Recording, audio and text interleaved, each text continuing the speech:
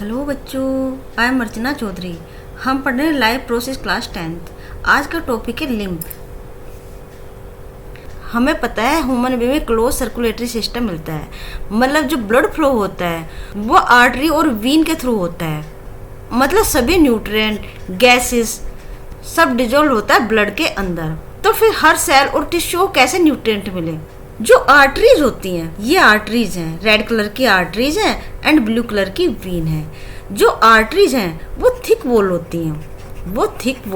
होती हैं, जैसे एपिथेलियम है, अंदर की तरफ एंडोथेलियम है, स्क्वैमस एंडोथेलियम। ये सब लेयर आर्टरी की वॉल को थिक बनाती हैं। मतलब इसमें से न्यूट्रिएंट बाहर नहीं आ सकता है। तो फिर हर सेल और टिश्यू को न्यूट्रिएंट कैसे मिले, इसकी भी व्यवस्था की गई है। जो आर्टरी है वो डिवाइड होती है आर्टरियोल में, और जो आर्टरियोल है वो डिवाइड होती है फिर थिन कैपिलरीज में। ठीक है, थिन कैपिलरीज में ये कैपिलरी मिलती हैं फिर वेन्यूल में जाके, वेन्यूल और वीन के थ्रू ब्लड दोबारा जाता है हार्ट में। ठीक है, ये हम सबको पता है। लेकिन जो कैपिलरीज होती हैं इनकी वॉल जो है थिन वॉल होती है, मतलब वन सेल थिक ही होती है, और उसमें से न्यूट्रिएंट है, गैस है, वो डिफ्यूज हो जाती हैं टिश्यू और सेल के बीच में। ठीक है, तो इस तरह से हर सेल और टिश्यू को न्यूट्रिशन मिलता है। जो ये आर्टरी है ये है रेड कलर की, और जो वीन है ये है ब्लू कलर की। जो हार्ट में एक प्रेशर के अंदर ब्लड फ्लो होता है, जबकि वीन के अंदर जो ब्लड फ्लो होता है उसमें प्रेशर कम है। मतलब वीन और आर्टरी के बीच में प्रेशर का डिफरेंस है। ठीक है, हम बना लेते हैं। मान लिया ये आर्टरी है, रेड कलर की ये आर्टरी है, और ब्लू कलर की ये वीन है। जो आर्टरी है उसमें जो ब्लड फ्लो हो रहा है उसका प्रेशर ज़्यादा है देन द वीन। मतलब इसमें प्रेशर ग्रेडियंट है। इस प्रेशर ग्रेडियंट को मेंटेन करने के लिए उसमें से जो कुछ फ्लूइड है वो टिश्यू में बाहर आ जाता है, इसीलिए इसको कहते हैं एक्स्ट्रा सेलुलर फ्लूइड या इंटरस्टिशियल फ्लूइड। जो ब्लड छन के बाहर आ गया उसे ही बोलते हैं लिम्फ। ठीक, मतलब लिम्फ में क्या हो सकता है? प्रोटीन होते हैं, WBC होते हैं। WBC क्योंकि इनका अपना कोई शेप नहीं होता है, WBC पॉलीमॉर्फिक शेप में होता है, मतलब ये अपना शेप कैसे भी चेंज कर लेता है और इसलिए बाहर जाता है। जबकि RBC जो होती हैं इनका अपना एक डेफिनेट शेप होता है, मतलब ये थोड़ा बड़े साइज की होती है, जैसे डिस्क लाइक है, और ये बाहर नहीं निकल पाती हैं। इसमें कुछ आ जाती है अमाइनो एसिड भी बाहर आ जाती हैं।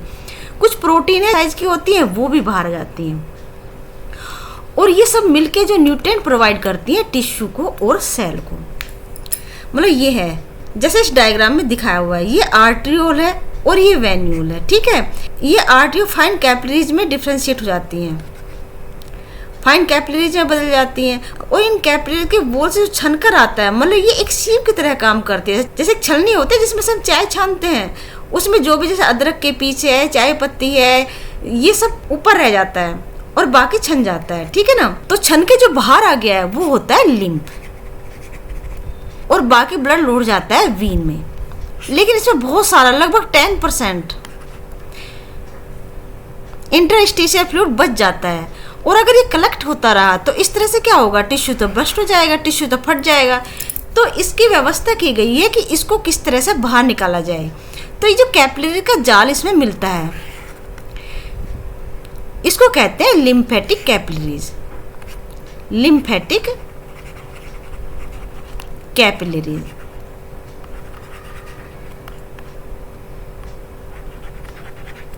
मतलब ये बहुत पतली होती हैं इसलिए इनको बोलते हैं कैपिलरीज, और वो जो फ्लूइड है वो इसके अंदर आ जाता है। जैसे इसे यहाँ समझते हैं, ये आर्टरी है और ये वीन है, और ये कैपिलरी का जाल है।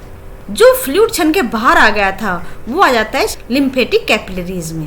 कैपिलरीज जिनका साइज बहुत ही कम होता है, ये जो कैपिलरीज है ये अपने से कुछ बड़े साइज की वेसल्स में, उसको कहते हैं लिम्फेटिक वेसल।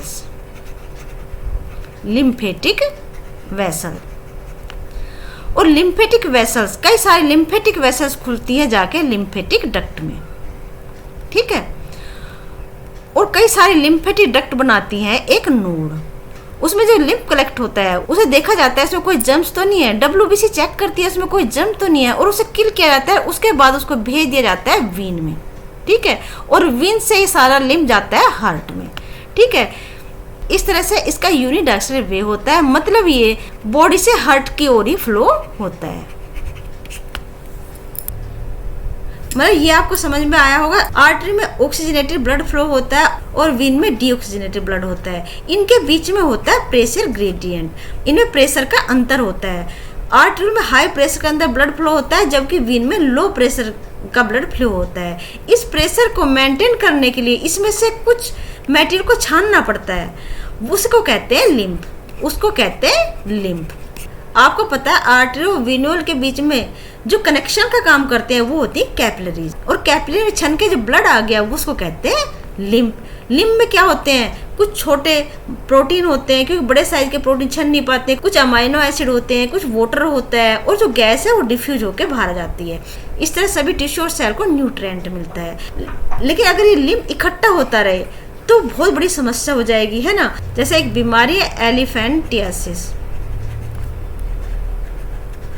इसमें जो लिम्फ डक्ट है ब्लॉक हो जाती हैं।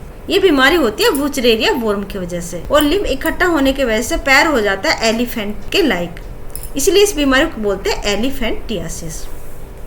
जो अभी तक हमने समझा है वो मैंने सारा नोट्स में लिखा है। जैसे लिम्फ क्या है, ये कलरलेस फ्लूइड है, क्योंकि इसमें से आरबीसी पास नहीं हो सकती हैं। आरबीसी बड़े साइज की होती हैं, जबकि डब्ल्यूबीसी पॉलीमॉर्फिक शेप की होती है, मतलब वो अपने शेप को चेंज करती रहती हैं। और डब्ल्यूबीसी कैपिलरी से बाहर आती हैं। उसमें कुछ छोटे प्रोटीन होते हैं, अमाइनो एसिड होते हैं, वाटर होती है एंड गैस होती है। Which is compound of filter of blood when blood flow on thin capillaries, ठीक है। जब थिन कैपिलरी से ब्लड फ्लो होता है तो ब्लड फिल्टर हो जाता है, क्योंकि जो कैपिलरी होती है वो वन सेल थिकी होती हैं। Lymph contain plasma, some protein, WBC and dissolved gas etcetera. Lymph devoid of RBC due to its size. RBC क्यों नहीं मिलती, क्योंकि उसका साइज थोड़ा बड़ा होता है और वो छनकर बाहर नहीं आ पाती हैं, इसीलिए कलरलेस होती हैं। क्योंकि जो ब्लड का कलर होता है वो आरबीसी की वजह से होता है। आरबीसी में होता है हीमोग्लोबिन, हीमोग्लोबिन की वजह से ब्लड रेड होता है, ठीक है। Lymph collect into thin lymphatic capillaries. आपको पता है जो लिम्फ है जो टिश्यू के बीच में फ्लो कर रहा है वो कलेक्ट हो जाता है इधर ऐसे कैपिलरीज में, उसको कहते हैं लिम्फेटिक कैपिलरीज, लिम्फेटिक कैपिलरीज। और जो लिम्फेटिक कैपिलरी है छोटी छोटी जो थिन है वो लिम्फ को कलेक्ट करती हैं एक बड़ी वेसल्स में, जिसको बोलते हैं लिम्फेटिक वेसल्स, लिम्फेटिक वेसल्स।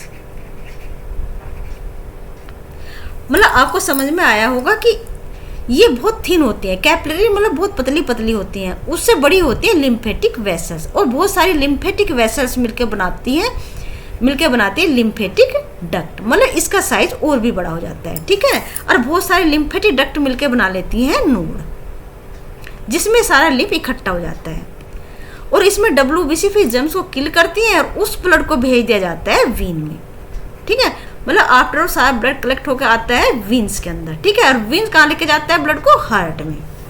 तो lymph collect into the thin lymphatic capillaries, then many capillaries join together form lymph vessels. Many lymph vessel form lymph node where any germ which present in lymph killed by lymphocyte. WBC को ही बोलते हैं lymphocyte. Lastly lymph vessel join into vein, पता है, और flow lymph unidirectional from the tissue to heart. तो एक बार फिर देखते हैं लिम्फ कैसे बनता है, लिम्फ क्या होता है। जो ब्लड है हमारा आर्टरी में फ्लो होता है, और आर्टरी डिवाइड होकर बनाती है आर्टरियोल, और आर्टरियोल बनाती है कैपिलरीज, और कैपिलरीज जॉइंट होकर बहुत सारी वो खुलती है वीन में। मतलब जो कैपिलरीज होती हैं वो आर्टरी और वीन के बीच में कनेक्शन करती हैं, जॉइंट करती हैं आर्टरी और वीन को। और कैपिलरीज होती है वन सेल थिक, जबकि आर्टरी होती है थिक वॉल, मतलब इसमें से ब्लड फिल्टर होकर बाहर नहीं आ सकता है।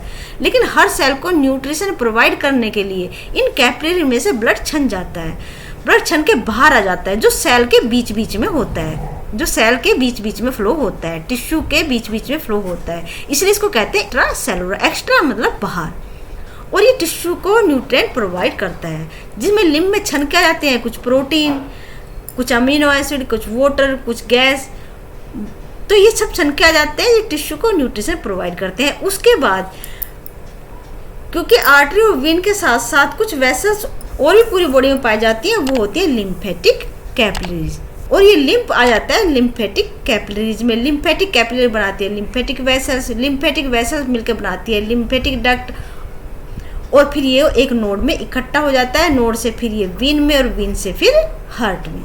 तो ये है पूरा लिम्फ का प्रोसेस। मतलब लिम्फ ब्लड के सिमिलर ही होता है, बस उसका कंपोजिशन, ब्लड के कंपोजिशन थोड़ा सा अलग होता है, और चूंकि इसमें आरबीसी नहीं होती है इसीलिए इसका कलर होता है कलरलेस। ठीक है बच्चों, तो ये था आज का टॉपिक। आज का टॉपिक हम यही खत्म करते हैं, मिलते हैं नेक्स्ट टॉपिक में। Till then bye bye, be happy, take care.